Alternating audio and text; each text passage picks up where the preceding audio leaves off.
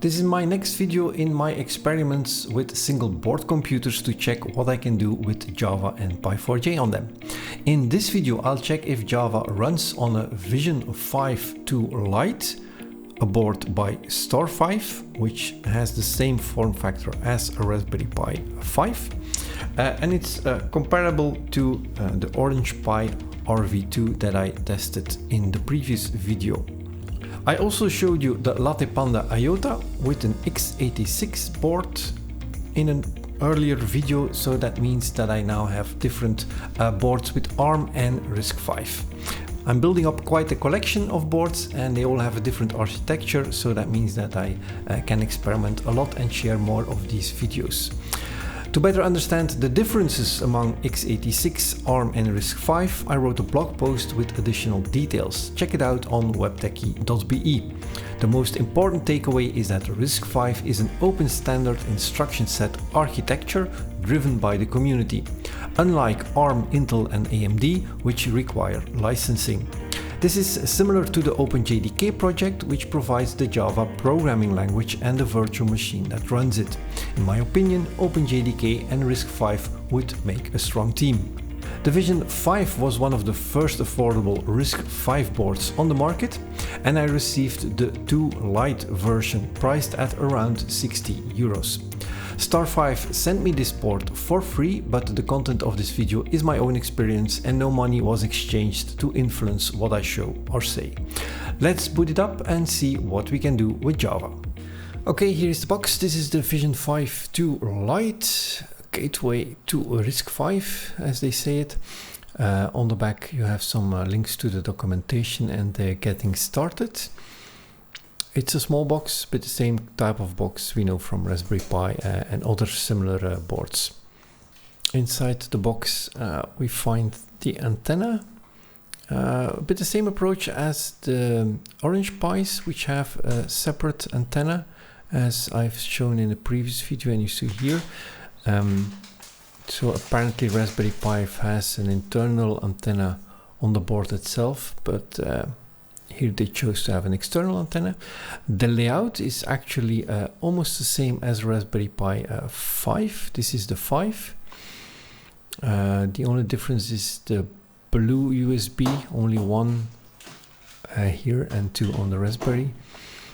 And this looks again very similar to the OrangePi 5 Ultra, which is a competitor for the Raspberry Pi 5.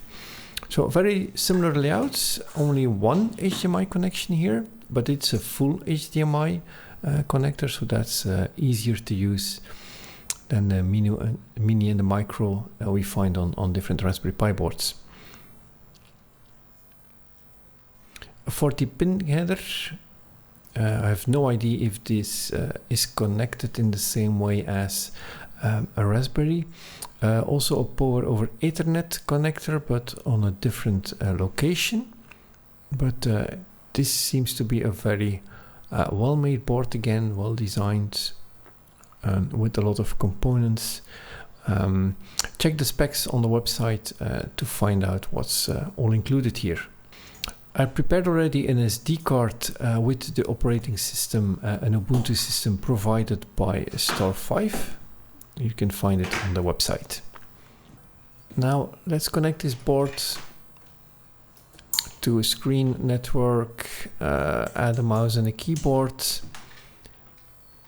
and then let's boot it for the first time. Okay, everything is ready. Just give it some power and then let's see what happens on the screen. Okay, after some time, first load also takes some longer. We can log in. As you can see, the user is already created as an account and the password is StarFive by default. Again, you should change this for security, but I'm only testing here and do that later. Again, this is the first boot, so this takes a bit longer. As you can see, we are on an Ubuntu system 24.04. So that means that this Ubuntu version has been ported to work on the RISC-V board. Let's see what we have available here. So let's close this. and check the programs. So already quite a few things are installed, also Firefox. So let's go on the internet and open a terminal.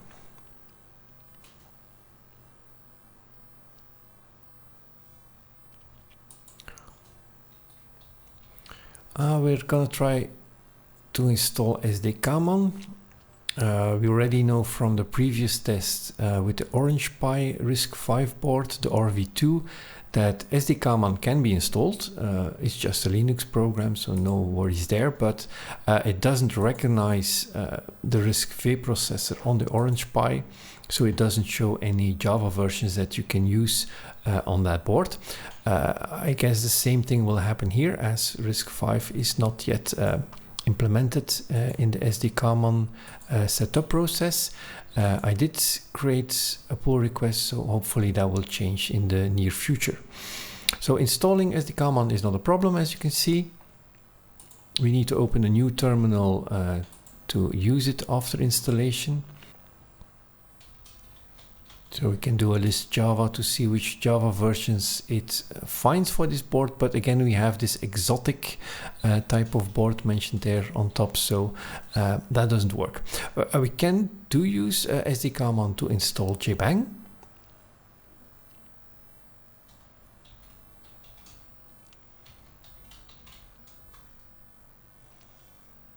And it cannot install JBang itself. It cannot install a Java version through JBang, which is also a bit expected. So let's see what we can find into the opt registry, what is available.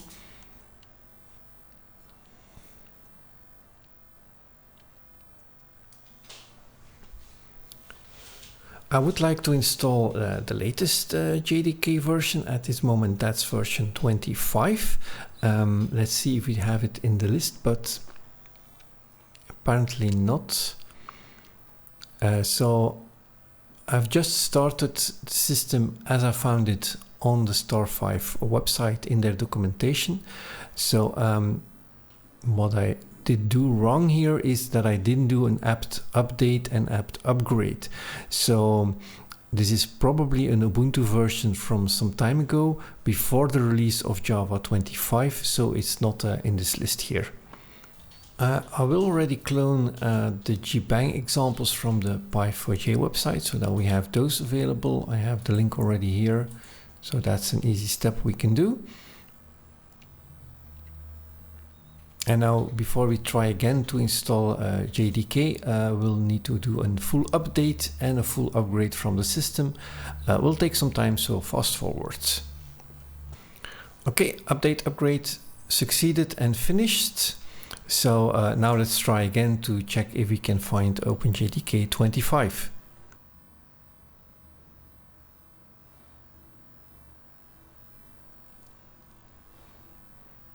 Yep, it's there in different variations. I always want to have everything available, so I go for the JDK version.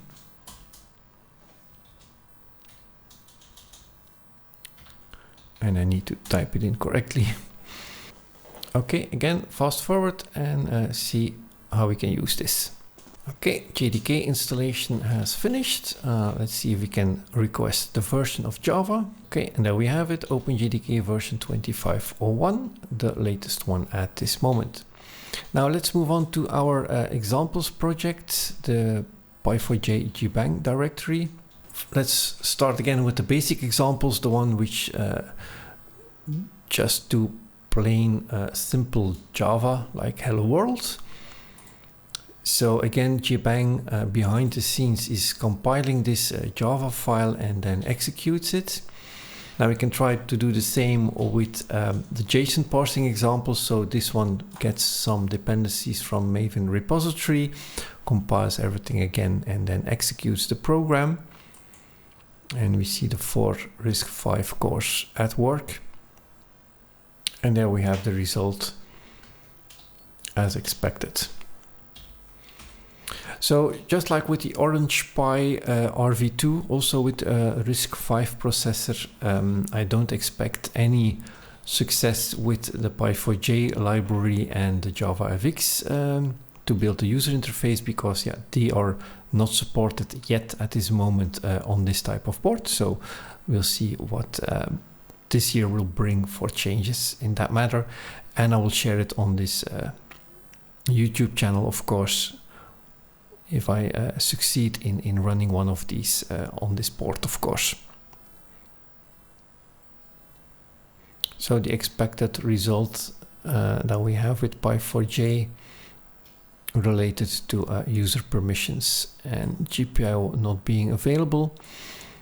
Normally these are only a few commands to be executed, but I'm still setting this up to have a clear installation script.